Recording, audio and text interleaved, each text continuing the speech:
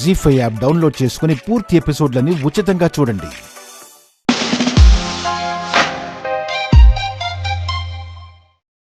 అవును మేడం, రెస్టారెంట్కి వచ్చి గోలగోల చేశారు. మేము చాలా భయపడ్డాం. మీరు అబద్ధం చెప్తున్నారు. మొన్న భారత్ బంద్ జరిగింది. సిటీలో ఏ రెస్టారెంట్ షాపులు తెరవలేరు.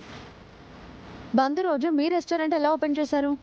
అది మేడం, మాకు ఆ రోజు బంధం తెలియక రెస్టారెంట్ ఓపెన్ చేశాము. అప్పుడు దేవుడే మనుషులు వచ్చి క్లోజ్ చేయమని చెప్పారు. పనిలో పనిగా సీసీటీవీ ఫుటేజ్ డిలీట్ చేశారు. ఆపండి సార్, ఇంకా ఎందుకు బుకాయిస్తున్నారు? మీరు అబద్ధం చెప్తున్నారని మీ ఫేసే చెప్తుంది. మర్యాదగా నిజం ఒప్పుకోండి, లేదంటే ఆ దేవుడైతో చేతులు కలిపి ఒక ఆడపిల్లకి అన్యాయం చేస్తున్నారని మీ మీద కూడా కేసు బుక్ చేస్తాను. వద్దు మేడం, గీతకు అన్యాయం చేయాలని నాకు లేదు. కాకపోతే నిజం ఒప్పుకోవడానికి నాకు కొంచెం టైం కావాలి. హర్ష గారు, హర్ష గారు, హర్ష గారు.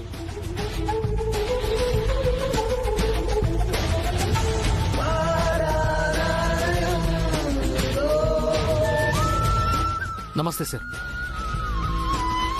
ఆ దేవుడయ్యా గౌరవ న్యాయస్థానం ముందు పంతులు గారిని బెదిరించారు. అందుకు సాక్షి నేనే.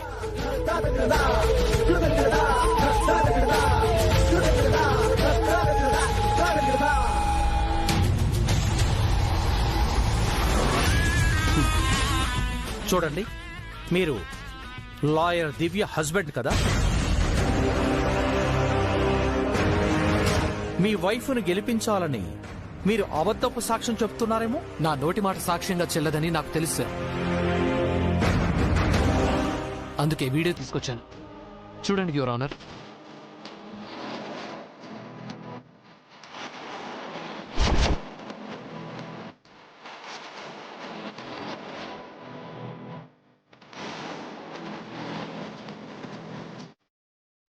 ఏటి పంతులు, మా వాళ్ళు ఫోన్ చేశారు. నీ పెళ్ళాం పిల్లలు క్షేమంగానే ఉన్నారంట.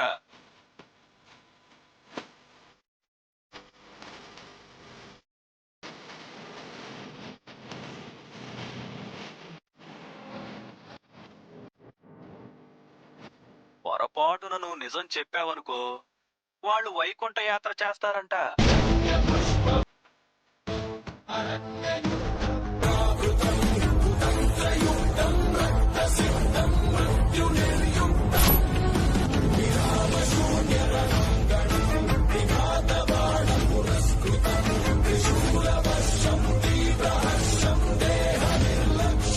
ఈ వీడియో ఒకసారి చూడండి.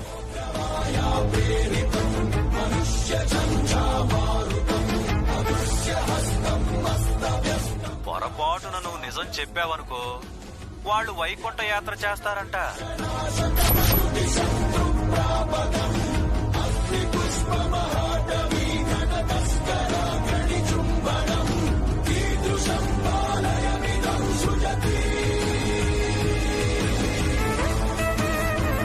యువర్ ఆనర్, దేవుడయ్య గారిని బోన్లోకి ప్రవేశపెట్టవలసిందిగా కోరుకుంటున్నాను. Permission granted. దేవుడయ్యా, దేవుడయ్యా, దేవుడయ్యా.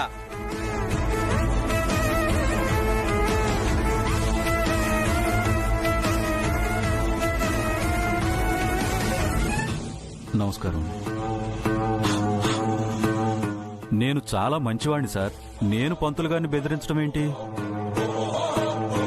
ఒకసారి ఆ వీడియో చూడండి. కమలమ్మ, శంకర్, మీరు వెళ్ళి కూర్చోండి.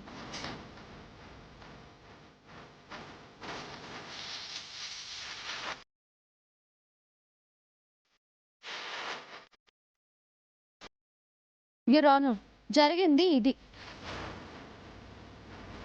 నిజమైన సాక్ష్యాలు అన్నీ మీ ముందే ఉన్నాయి.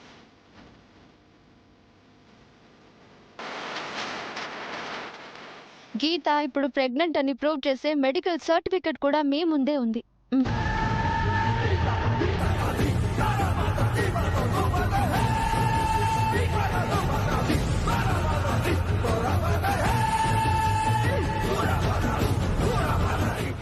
యువర్ ఆనర్, జరిగిందంతా చూస్తుంటే మహాభారతంలో ఒక కథ గుర్తొస్తుంది నాకు. దుష్యంతుడు అనే యువరాజు అడవికి వేటకు వచ్చి శకుంతల అనే వరకన్యని చూసి ప్రేమించాడు. ఆమెని గాంధర్వ వివాహం చేసుకుని గర్భవతిని చేసి తన రాజ్యానికి తిరిగి వెళ్లి రాజుగా పట్టాభిషేకం చేసుకుని శకుంతలని మర్చిపోయాడు.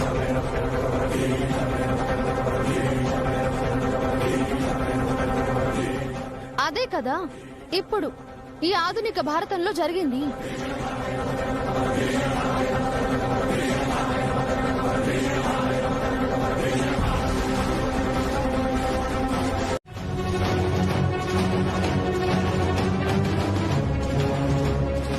ఇప్పుడు గీత తరపున దేవత లాంటి రెస్టారెంట్ ఓనరు పంతులు గారు కమలమ్మ గారు సాక్ష్యం చెప్పబోయారు.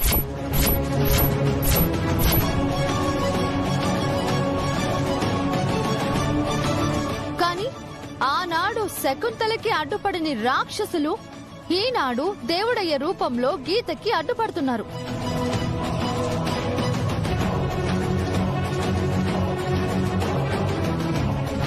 అడుగడుగున ఆటంకాలు సృష్టించాడు.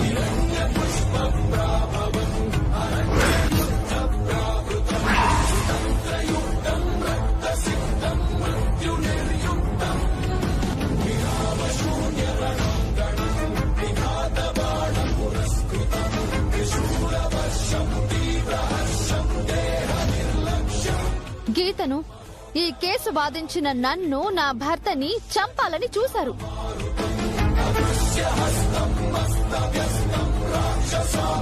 ఇందాక కోర్టు బయట కూడా కేసు ఓడిపోతే నా ఫ్యామిలీ మొత్తాన్ని చంపేస్తాను అని వార్నింగ్ ఇచ్చాడు.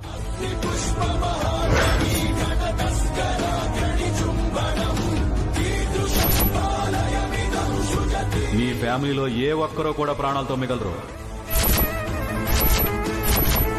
కానీ యువర్ ఆనర్, సత్యమేవ జయతే.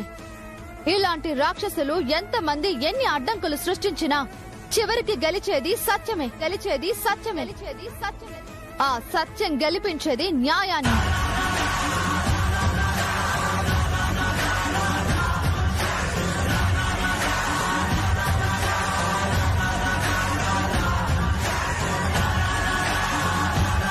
That's all your honour.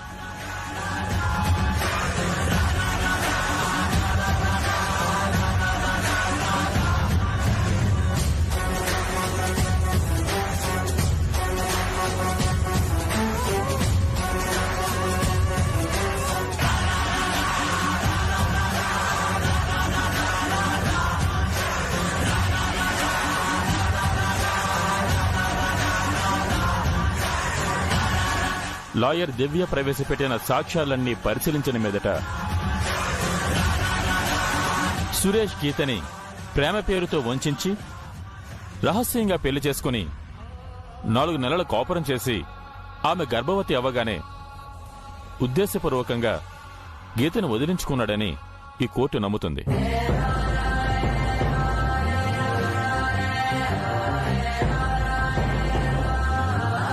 Suresh చేసింది నేరం అయినప్పటికీ అతని విషయంలో తన కన్న కొడుకుతో సహా చాలా మంది సాక్షుల్ని ప్రభావితం చేశారు.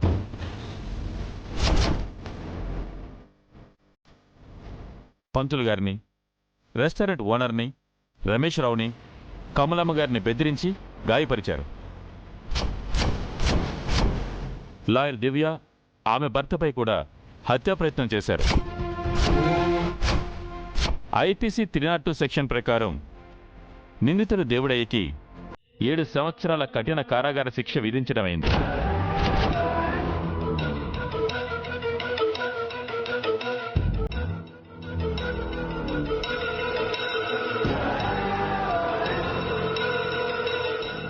ఇక ఈ కేసులో మొదటి నుంచి నమ్మకంగా, ఆత్మవిశ్వాసం, ధైర్యంతో న్యాయాన్ని, ఈ గీతని గెలిపించడానికి తమ ప్రాణాలను సైతం లెక్క చేయకుండా పోరాడిన లాయర్ దివ్య, ఆమె భర్త హర్షను ఈ కోర్టు ప్రత్యేకంగా అభినందిస్తుంది.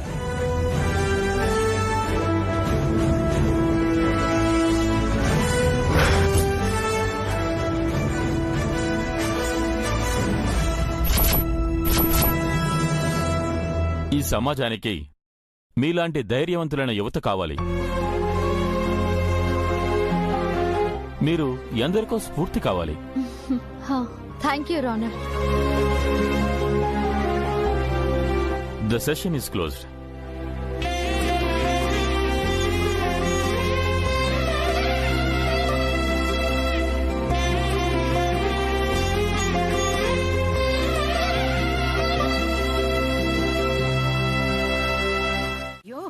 మధ్యాహ్నం లోపల డబ్బులు ఎట్లా తెచ్చిస్తావు? మాటిచ్చాం, తప్పదు కదా తయారు. నిన్నంటే కిరోసిన్ నాటకమాడి ఆస్తులు పోయాయని సింపుల్ గా తేల్చేశావు. వాళ్ళు గుడ్డిగా నమ్మారు. ఇవాళ ఎలా మేనేజ్ చేస్తావు నాన్న? మన ల్యాండ్ అమ్మేసి డబ్బులు ఇచ్చేద్దామమ్మా. ల్యాండా? యో, మనకి ల్యాండ్ పొలం ఎక్కడి నుంచి వచ్చాయి? లేని ల్యాండ్ ఎలా అమ్ముతాం? ఆ విషయం మనకు తెలుసు కానీ వాళ్ళకి తెలియదుగా. డబ్బులైతే ఇవ్వాలి కదా నాన్న. డబ్బులు లేవమ్మా. ఒక్క నిమిషం.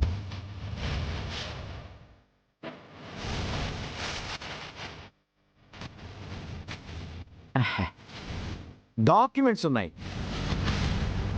యో, ఇవేం డాక్యుమెంట్స్? Fake documents. వాళ్ళని నమ్మించడానికి నకిలీ పత్రాలు సంపాదించారు. నకిలీ పత్రాలతో నాటకం ఎలా ఆడతావు నాన్న? చెప్తాగా, ఫాలో మీ.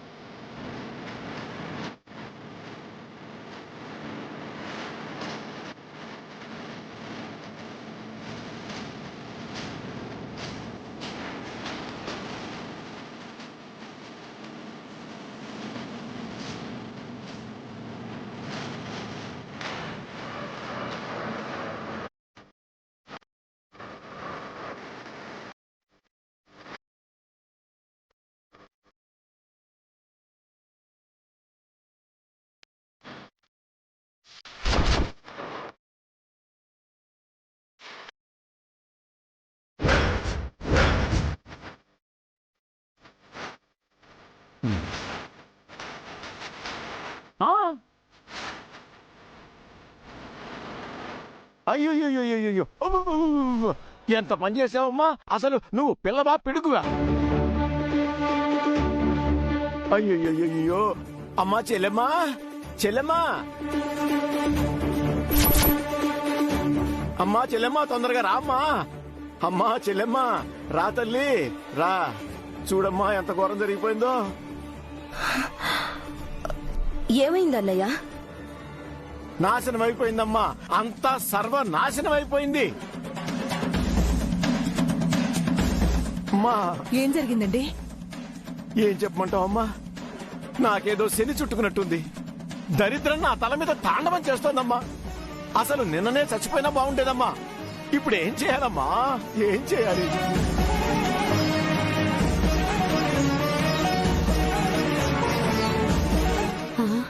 అయ్యో, ఏమైందండి? ఎందుకు నాన్న అంత భయపడుతున్నావు? ఏం చెప్పమంటావమ్మా, దరిద్రం నా నెత్తినెక్కి డిస్కో డాన్స్ చేస్తోందమ్మా. ల్యాండ్ బేరం పెట్టి కట్టం డబ్బులు ఇద్దామని డాక్యుమెంట్స్ బయటికి తీశారా?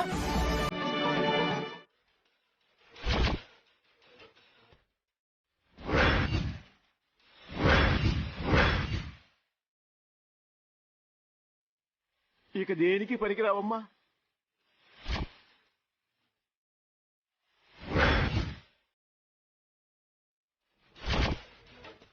ఎంత పని చేసావే? కోట్ల విలువైన డాక్యుమెంట్స్ ని పెయింట్ బాల్ చేస్తావా?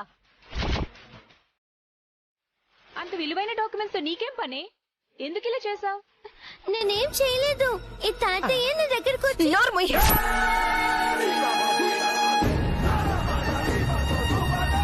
పని పిల్లవి పక్కన పడుండకుండా మా పని చెడగొడతావా? నిన్ను ఆగుబోనా, చిన్నపిల్ల ఏదో తెలియక చేసి ఉంటుంది. నేనేం చేయలేదు నానమ్మా, నా తప్పేం లేదు. మళ్ళీ నోరెత్తావంటే 4 కోసేస్తాను.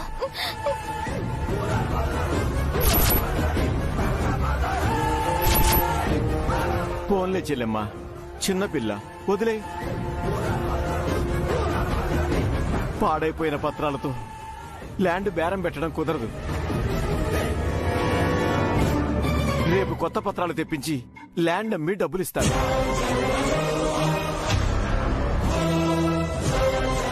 అంతవరకు కొంచెం ఓపిక పట్టు. శని మీకు కాదు, నాకు చుట్టుకున్నట్టుంది. ఒక్క పని అవ్వట్లేదు. ఊసే దరిద్రపు కొట్టు పిల్ల, నా ఇంటికి శనిలా దాపురించావు కదే. నిన్ను ఏం చేసినా పాపం లేదు. అసలు నా కంటపడ్డావంటే నిన్ను చంపేస్తాను. పోవే.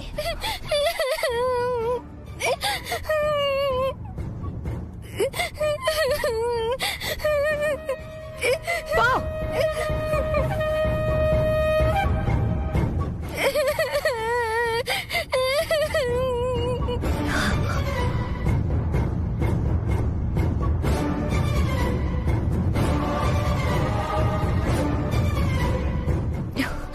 ఇప్పుడు ఏం చేద్దామన్నయ్యా? చేయడానికి ఏముంటుందమ్మా, కొత్త డాక్యుమెంట్స్ కి అప్లై చేయాలి.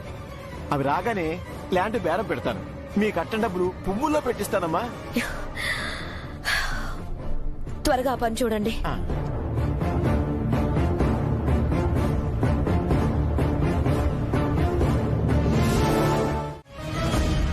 ఈ కేసు నేను గెలుచుంటే గీతకు అన్యాయం జరుగుండేది. గీత తన కడుపులో పెరుగుతున్న బిడ్డ దిక్కులేని వాళ్ళై ఉండేవారు, లేదా చనిపోయి ఉండేవారు. ఆ పాపం నాకంటకుండా దివ్య కాపాడింది. దేవుడైతో ధైర్యంగా పోరాడింది, న్యాయాన్ని గెలిపించింది, 2 నిండు ప్రాణాలు నిలబెట్టింది. చాలా గర్వంగా ఉంది భోనా. నిన్న తోటి లాయర్స్ దివ్యను పొగుడుతూ ఉంటే మనసులో చెప్పలేనంత ఆనందం కలిగింది.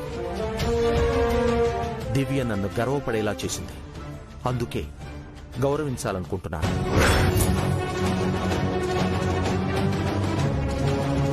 నాకొచ్చిన ఈ మెడల్స్తో దివ్యను సన్మానించాలనుకుంటున్నాను.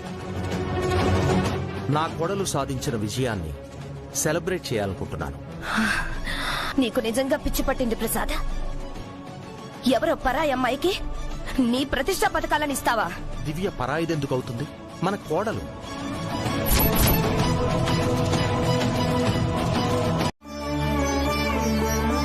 నాకెంతో సంతృప్తినిచ్చింది, నన్ను గర్వపడేలా చేసింది. థ్యాంక్ యూ మావయ్య.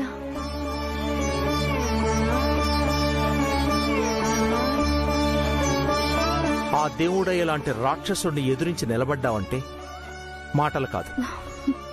ఆడపిల్లవై ఉండి ధైర్యంగా పోరాడి మరో ఆడపిల్లకి న్యాయం చేశావు.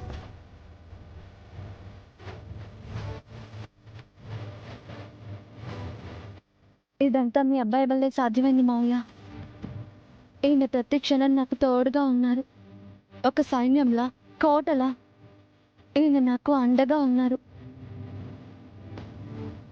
నా ధైర్యం అంతా ఆయనే మావయ్య.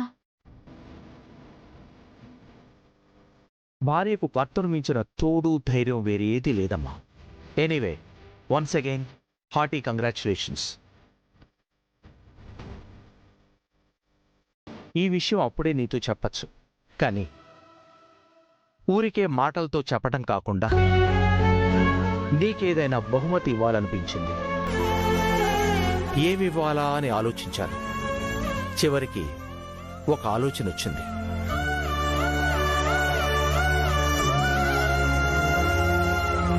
ఇవన్నీ నా ప్రతిభను గుర్తించి ఇచ్చిన గోల్డ్ మెడల్స్. వీటిని నా కానుకగా నీకివ్వాలనుకుంటున్నాను.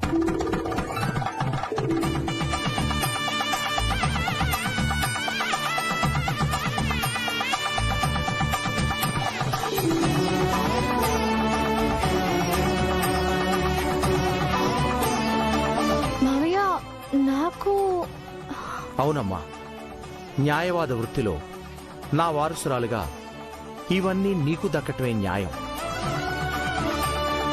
కోర్టులోనే నేను నీకు సీనియర్ని, కానీ ప్రతిభలో మాత్రం నీకు జూనియర్ అనిపిస్తుంది. అయ్యో, అలా అనకండి మావయ్య. నా ఆయుష్ని తగ్గించకండి. మీలో నేను అనువంత మాత్రమే. మీ విజ్ఞానం ముందు నేను ఇంకా అజ్ఞానిని. అలా అనటం నీ సంస్కారం అమ్మా. వీటిని ఒక సీనియర్ లాయర్గానో లేదా మీ మావయ్యగానో ఇవ్వడం లేదు. నిన్ను నా కూతురులా భావించి ఒక తండ్రిలా ఇస్తున్నాను తల్లి, తీసుకోమ్మా.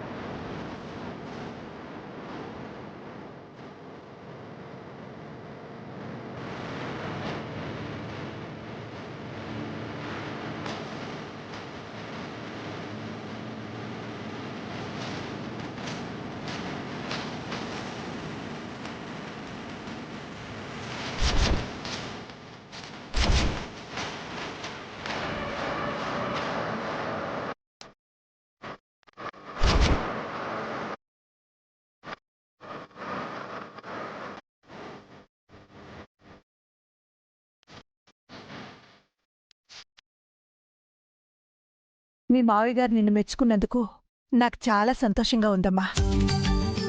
అవునండి, నాన్న మనసులో మీకు చాలా గొప్ప స్థానం ఉంది. నాకు చాలా ఆనందంగా ఉందండి. మావయ్య గారు నన్ను కోడలిగా కాకుండా కూతురులా చూస్తున్నారు. అంతకన్నా ఇంకేం కావాలి? ఆయన అంతేనమ్మా, చాలా మంచి మనిషి. నచ్చితే ప్రాణాలైనా ఇచ్చేస్తారు. నాన్న మీ గెలుపు గురించి ఈర్ష్యపడతారేమో అనుకున్నానండి. తండ్రి మనసు చాటుకున్నారు.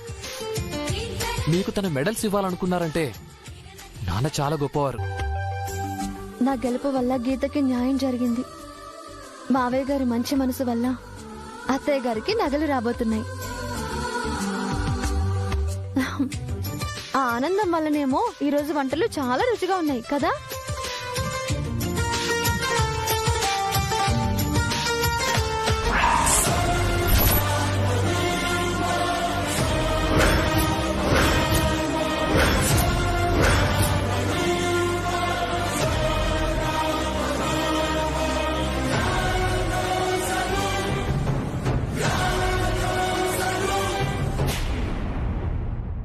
మీ మావయ్య గారు నీ గురించి గొప్పగా అనుకుంటున్నారు కాబట్టి ఈ ఆనంద సమయంలోనే నీ మొదటి పెళ్లి గురించి, మంగ గురించి ఆయనతో చెప్తే మంచిదేమోనమ్మా.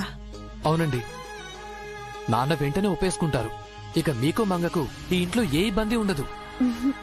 లేదండి, నేను కేసు గెలవడం వల్ల మావయ్య గారి విలువ, గౌరవం పెరిగాయి.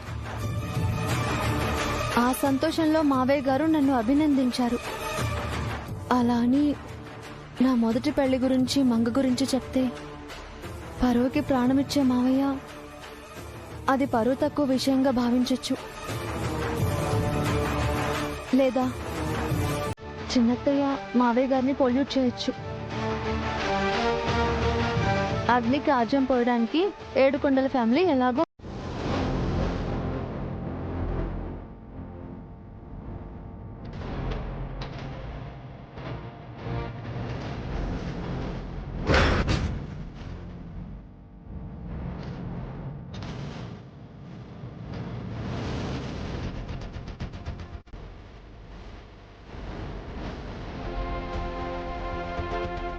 నాన్న, వాళ్ళు మత్తుగా నిద్రపోతున్నారు. చప్పుడు చేయకుండా వెళ్ళి మెడల్స్ ఎత్తుకొచ్చేయండి. వెళ్ళండి వెళ్ళండి. ఇదిగోయ్యా మార్తాళలో బిర్యానీ పోయి బిర్యానీ వచ్చి పో.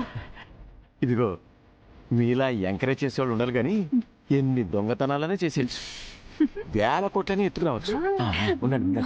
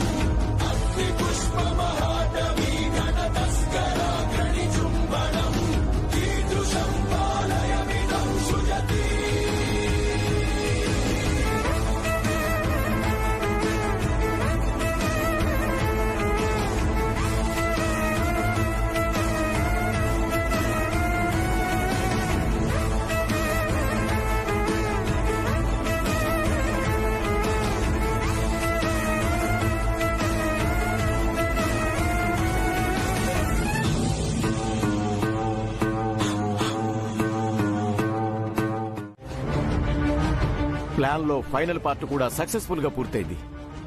రేపు ఈ మెడల్స్ ని మార్వాడి కొట్టులో అమ్మేస్తున్నాం, కట్నం డబ్బులు తెచ్చి బియ్యంప్రల చేతిలో పెడుతున్నాం. అంతేనా? డబ్బుల కోసం దివ్యక్క వాళ్ళు ఆ మెడల్స్ అమ్మేశారని వాళ్ళపైన నింద వేస్తున్నాం.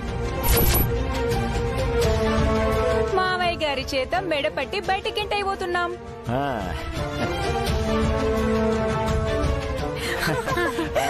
నువ్వు సూపరు. చివరాఖరికి మన పగ తీరబోతోంది. ఇన్నాళ్ళు మనల్ని అనుమానించి అవమానించిన వాళ్లపై ప్రతీకారం తీర్చుకోబోతున్నా. ఎన్నో ఓటముల తర్వాత వస్తున్న విజయ్ ఇది. రేపటి నుంచి వాళ్ళ ఇంట్లో ఉండరు. ఇక ఇల్లు మనది, మన ఇష్టానుసారంగా ఉండొచ్చు. అమ్మా కుమారి, నువ్వు నీ రూమ్కెళ్ళు, నేను మీ అమ్మ వీటిని భద్రపరుస్తాం. నువ్వు వెళ్ళు. సరే నాన్న. నా థింకింగ్ ప్రకారం ఇప్పుడు వాళ్ళు మావయ్య గారిని రెచ్చగొట్టి మెడల్స్ గురించి అడిగేస్తారు. నువ్వు చెప్పింది నిజమేనమ్మా. మరి ఇప్పుడు ఏం చేద్దామంటావు? వాళ్ళు గాని ఆ పని చేశారంటే మనం కూడా రివర్స్ అయి వాళ్ళ రూమ్లు వెతుకుదాం. మెడల్స్ దొరుకుతాయి, ఆ దొంగలు దొరికిపోతారు. అయినా వాళ్ళు మా నాన్నని రెచ్చగొట్టేదాకా ఆగడం ఎందుకండి? నేను ఇప్పుడే వెళ్లి వాళ్ళ రూమ్ ని సెర్చ్ చేసి మెడల్స్ తీసుకొస్తాను. ఏవండి, మీరు తొందరపడద్దు. నాకు ఐడియా వచ్చింది. మీరు ప్రస్తుతానికి ఒక 2 hours బయటకు వెళ్ళిపోండి. ఈ ప్రాబ్లమ్ ని ఎలాగోలా నేను సాల్వ్ చేస్తాను. అరే వాళ్లకు భయపడి నేను పారిపోవాలా? నువ్వు ఇంట్లో ఉంటే గొడవలేరా హర్ష? కోళ్ళేదో ప్లాన్ చేస్తానంటుందిగా. అయినా సరేమ్మా. అరే ఆ దొంగలంత ధైర్యంగా ఇంట్లో తిరుగుతుంటే నేను మాత్రం బయటకు వెళ్ళిపోవాలా? నెవర్. అరే అలా కాదండి, నేను చెప్పేది వినండి. ఈ సమస్య నుంచి మనం బయటపడడానికి నా దగ్గర ఒక మంచి ప్లాన్ ఉంది.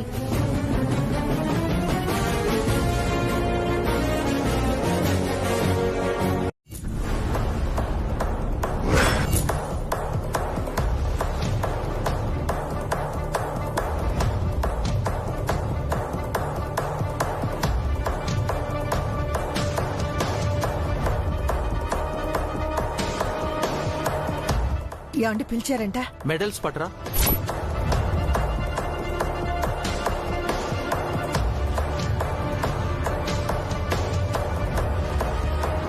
వెళ్ళండమ్మా, త్వరగా తీసుకురండి.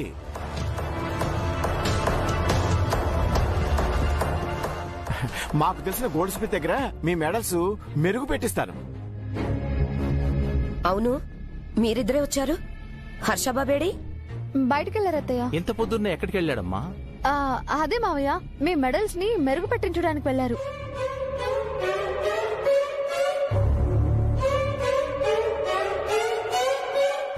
అదేంటమ్మా, ఇందాక చూసినప్పుడు హర్షబాబు ఇంట్లోనే ఉన్నాడు కదా? లేదు బాబాయ్, పొద్దున్నే వెళ్లారే.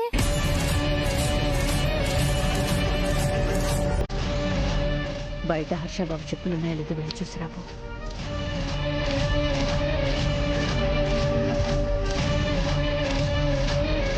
అయినా ఇంత పొద్దున్నే షాప్ ఎవరు తీస్తారమ్మా? ఆయనకి తెలిసిన వాళ్ళు ఎవరో ఉన్నారంట బాబాయ్.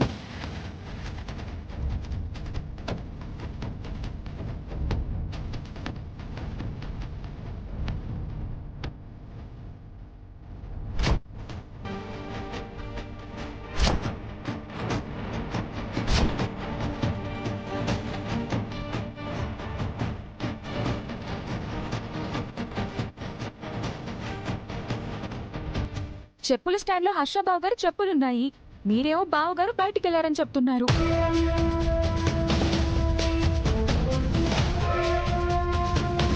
అంటే ఏంటి కుమారి, మా మీద నమ్మకం లేదా? చెప్పులు వేసుకుని బయటకు వెళ్ళాలా? షూ వేసుకుని వెళ్ళకూడదా? బయట హర్షబాబు చెప్పులు చూసి కుమారి అలా చెప్పింది. దానికే సీరియస్ అవుతావా దివ్య? మనుషుల మీద నమ్మకం ఉండాలి కానీ బయటికెళ్లి చెప్పులు చూసి రావడం ఏంటి పోనా?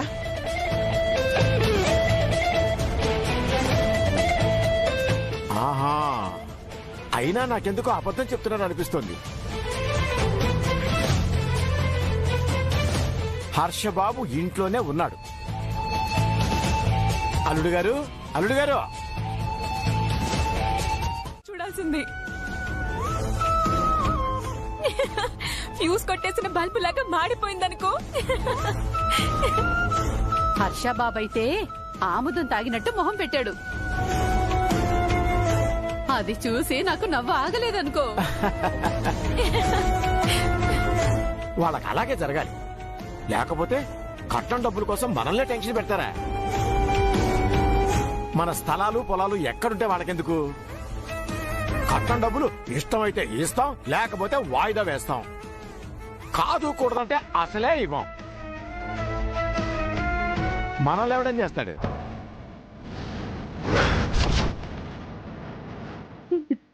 ఇకపై కట్నం డబ్బుల గురించి దివ్యాక్క హర్షబాబులు మనల్ని టెన్షన్ పెట్టారు నాన్న. ఎందుకంటే వాళ్ళకే మనం మెడల్ టెన్షన్ పెట్టాం కదా. వాళ్ళ దగ్గర లేని మెడల్స్ ని వాళ్ళు రేపు ఎలా తీసుకొస్తారో చూద్దాం. రేపా శోభన్ బాబు వాళ్ళని తిడితే వినాలని, ఈ ఇంటి నుంచి గెంటేస్తే చూడాలని నాకు చాలా ఆత్రంగా ఉంది. నా గెస్సింగ్ నిజం అయితే నన్ను టెన్షన్ పెట్టడానికి మీరు వాటిని దాచుంటారన్నమాట. నాకు మాత్రం ఈ ఆనంద సమయంలో వెంటనే వేడి వేడిగా పకోడీలు తినాలనిపిస్తోంది.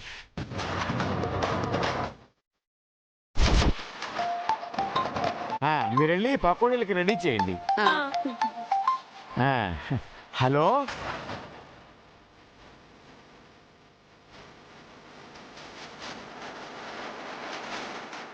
సుబ్బారావు, హలో. సిగ్నల్ ప్రాబ్లంగా ఉంటుంది, బయటకు వస్తున్నాను. హలో